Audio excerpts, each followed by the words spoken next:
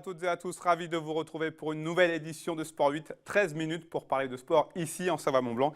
Et ce soir, j'ai le plaisir d'accueillir deux hommes de la même famille, les Rousseau Mendoza. À ma droite, Alejandro le père.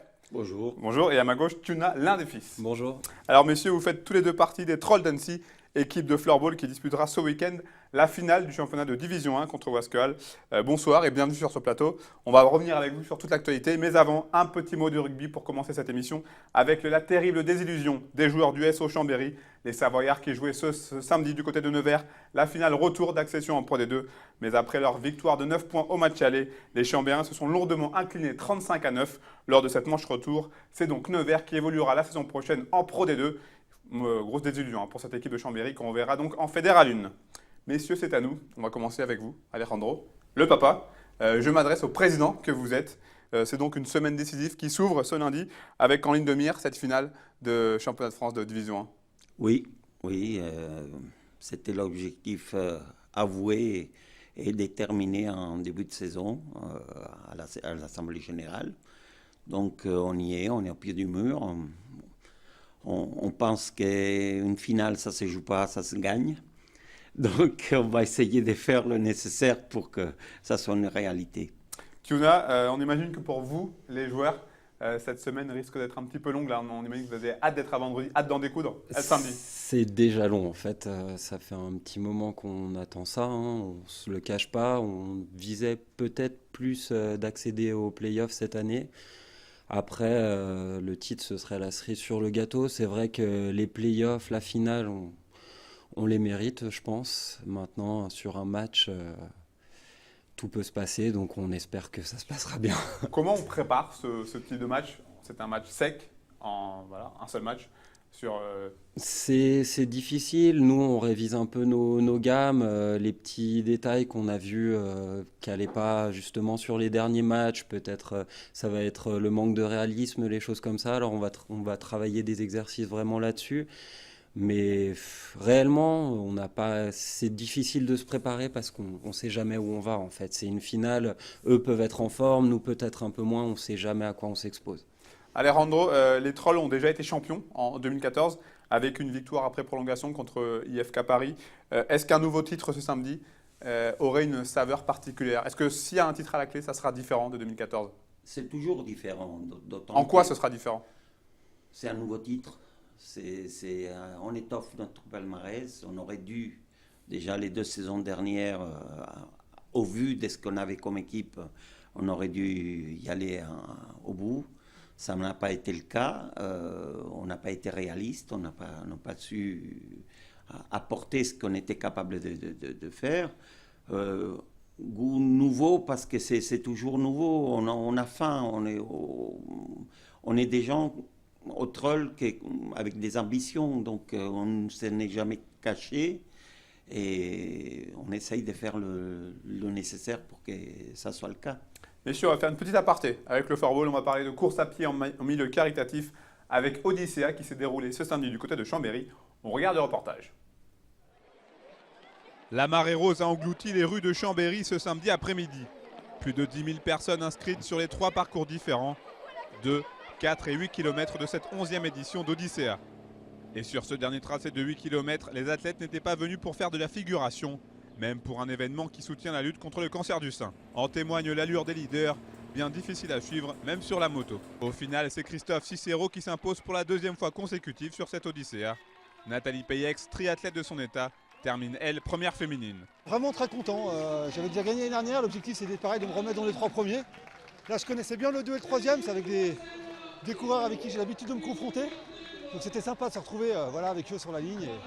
Belle course. Chaque année, quand je peux être là, c'est vrai que j'en profite. On a tous dans nos familles des gens qui sont confrontés de près ou de loin à ce problème-là. Donc voilà, quand on peut courir pour la bonne cause, go. C'est une course que je fais régulièrement toutes les années. Et j'ai la chance de la gagner régulièrement aussi. Et c'est toujours un plaisir pour moi de collaborer pour cette bonne cause. Même si moi je ne suis pas touchée personnellement, j'ai une amie très proche qui a été touchée et c'est sûr que je suis très très sensible là-dessus. Et d'ailleurs c'est Victor, je vais lui dédier. Courir pour la bonne cause le plus souvent en famille. Voici le concept que propose Odyssea depuis maintenant 11 ans. Et force est de constater que la formule marche de plus en plus. Ça va, ça s'est bien passé, c'était cool. Et C'est bien d'être ici pour tous ceux qui ont les maladies du cancer du sein. Ça va. Et je voulais soutenir le cancer du sein et je vous dis bonne chance. C'est la première fois qu'il court, mais je trouve que c'est une occasion déjà de soutenir l'association et puis de courir en famille. Et puis avec ce beau temps, c'est super. L'année dernière, il avait vu les copains qui avaient couru, il avait trouvé ça sympa et donc là, on s'est dit on s'inscrit. On a attendu le dernier moment parce qu'il devait pleuvoir et puis on va lui expliquer. Mais ouais. Allier sport et générosité, c'est peut-être par ce biais que les actions caritatives arriveront de plus en plus à mobiliser. Plus on fait de sport, plus on sait qu'on sera moins atteint, qu'il y aura moins de récidives. Donc on essaye vraiment de travailler, d'amener tout le monde à faire du sport. On ne parle pas de haut niveau, mais de faire du sport, c'est important. Donc vraiment de passer outre la maladie grâce au sport. Et cette année, avec plus de 93 000 € récoltés grâce aux dons et aux inscriptions, la lutte contre le cancer du sein sera une nouvelle fois bien alimentée à Chambéry. Voilà pour cette belle édition Odyssea. Rendez-vous en 2018. Tuna, cette saison était assez expérimentale, on va dire, avec une nouvelle formule en championnat. On va dire que c'était une saison de transition. Est-ce que vous vous êtes étonné de vous retrouver en finale ? Étonné, oui et non. C'est comme je disais tout à l'heure, on avait l'ambition d'aller au play-off, ça c'est sûr, et de faire mieux que les années précédentes, donc forcément d'aller en finale vu qu'on était en demi les 2 dernières années. Et un peu aussi parce qu'on ne s'attendait pas justement à être aussi fort cette année. On s'attendait à ce qu'on soit nous aussi dans une phase de reconstruction. On a beaucoup de joueurs qui sont partis, notamment on avait quelques Tchèques qui jouaient avec nous qui sont plus là. Donc c'était vraiment reconstruire avec les joueurs qu'on avait du cru. Et honnêtement, ils sont très bons et on est content d'arriver en finale et je pense qu'on le mérite. Ouais. On s'était vu en début de saison. Alejandro, vous me disiez que votre équipe était un peu un diesel. Pourtant, vous avez réalisé une saison régulière quasi parfaite avec 10 victoires en 13 matchs et une première place. Là aussi, c'est quoi ? La mayonnaise a pris plus vite que prévu ? Non, c'est qu'on démarre assez avec difficulté. La préparation peut être améliorée. Mais non, nos difficultés, on était en début de saison et puis on est monté en puissance. Les joueurs, ils se sont donnés, ils ont fait le travail qu'il faut. Notre coach Mana, il a pris les choses en main avec une expérience déjà acquise l'année dernière. Même si, comme disait Tuna, il y a un groupe qui est en reconstruction. Sur le papier, sur ce qu'on a montré jusqu'à maintenant, on mérite d'être là, c'est clair. Les équipes comme IFK qui sont toujours à ce niveau-là, ben, ils nous attendaient, mais nous on a fait présent aux 2 derniers tours des championnats avec et les champions à titre et nos futurs adversaires. On les a battus, donc psychologiquement, on part avec un avantage. Après, il faut démontrer ce qu'on est capable de faire sur le terrain, quoi. Cette demi-finale contre IFK Paris, on rappelle, 6-6 au match aller, une victoire 8-6 au retour. C'était sérieux jusqu'au bout, c'était compliqué ? Ça a été compliqué, et puis quand on voit le début du premier match où à la moitié du temps on était à 3-0 pour eux, ça sentait pas très bon, on va dire, ça s'est très très mal embarqué. Après, on a confiance en nos forces, on a une tactique qui est rodée maintenant. Et je pense qu'on a vraiment fait le boulot, on a eu le caractère et c'est ça moi qui m'a rassuré, c'est que cette équipe a du caractère. À 3-0, à la moitié du premier match, on aurait pu lâcher et se dire ouais, 3 buts, c'est beaucoup. Et en fait, on est revenu dans ce match. À la fin du deuxième tiers, il y avait 5-4. Pour nous, c'était complètement fou. Non, on s'était serré, oui, mais je pense qu'on a eu confiance en nous jusqu'au bout et c'est ça qui a fait la différence. Un petit mot de basketball, messieurs, avec là aussi une mauvaise opération pour l'équipe d'Aix-Maurienne Savoie Basket. On parle là de Pro B, les Savoyards qui se sont inclinés à Nantes ce week-end, 92-84. Vous voyez les images. Après ce 21e revers de la saison, Aix-Maurienne est 18e et dernier de Pro B. Il faudrait presque un miracle pour que KMSB se maintienne lors de la dernière journée. Ce sera ce vendredi. Il faudra gagner contre Charleville et espérer dans le même temps une défaite combinée de Saint-Chamond et Vichy. Autant dire que ça paraît compliqué. Alejandro, on approche de la fin de cette émission. Un mot sur le floorball en général. On sait que vous faites beaucoup pour le développement du sport. Mais on est toujours lancé sur des nouvelles pistes pour essayer d'améliorer les choses. Notre club, il grandit. On aura probablement 2 équipes des jeunes l'année prochaine, des U13 et des U16.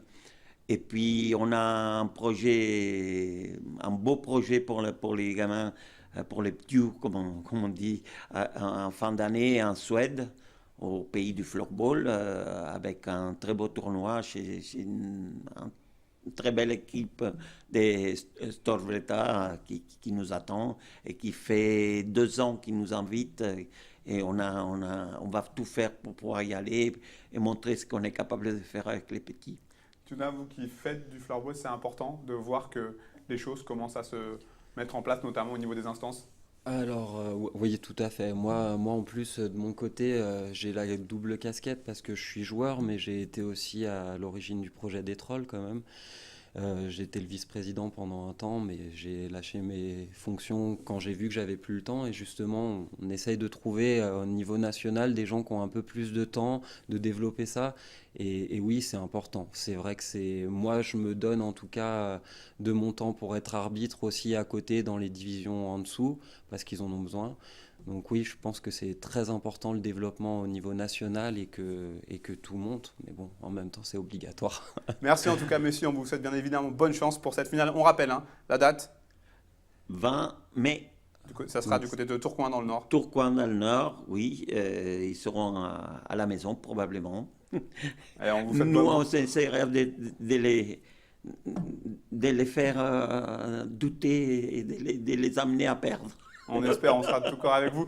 Un dernier mot avec des dernières images. Ce week-end avait lieu du côté du WAM Park de Montailleur en Savoie la première étape de la Coupe de France de Wake Câble. Je vous propose d'entendre Romain Liobé, le gérant du parc. Une compétition sur 2 jours. On a d'abord des poules qui donnent des qualifiés pour les demi-finales. Ensuite, on a les demi-finales et les finales, et ça par catégorie. Donc on a les moins de 15 ans, les moins de 19 ans, les plus de 19 ans, et ça chez les garçons et chez les filles. C'est 1/3 des points qui seront attribués aux futurs champions de France. Donc voilà, c'est quelque chose qui est pris très au sérieux par les compétiteurs ici, donc les meilleurs compétiteurs français, qui pour rester en équipe de France, pour rentrer en équipe de France, pour essayer de se qualifier sur les Coupes du Monde. Donc c'est quelque chose de très officiel et qui permet aux riders de pouvoir évoluer et de pouvoir progresser. C'est important de voir ce sport se développer ici dans nos pays de Savoie. C'est fini pour cette semaine. Merci de votre fidélité. Rendez-vous sur 8montblanc.fr pour voir ou revoir cette émission en replay. On se retrouve lundi prochain. Bonne semaine à tous. Bon sport. Bye bye.